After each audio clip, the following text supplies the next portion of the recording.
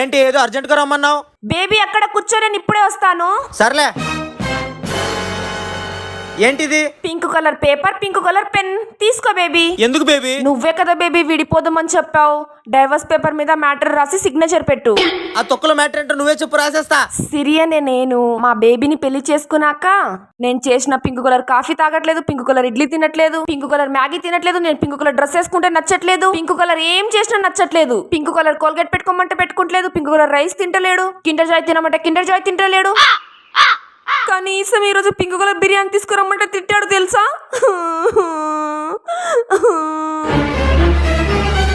నా కర్మ కర్మ. అందుకే మేము విడిపోతున్నాం. సైన్ పెట్టు బేబీ. ఈ తొక్కలో పింక్ మ్యాటర్ తీసుకెళ్లి కోర్టులో చెప్తే నన్ను తంతారు బేబీ. ఇక్కడే సస్తాలే, తీసుకో. Super baby, pink colour T పెట్టాలి, తీసుకొస్తా.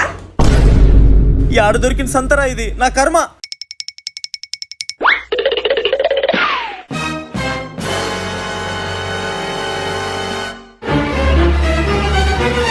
ఎవడు బేబీ వీడు? కప్ప ముఖం వేసుకుని కప్పలు ఏరుకునే వాడులకున్నాడు.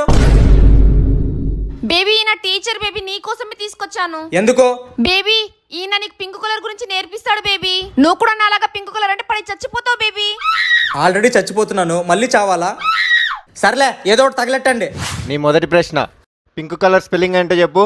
అదొక స్పెల్లింగ్, వీడు నన్ను అడగడం ఒకటి. తెలియనట్టు నటిద్దాం. PINK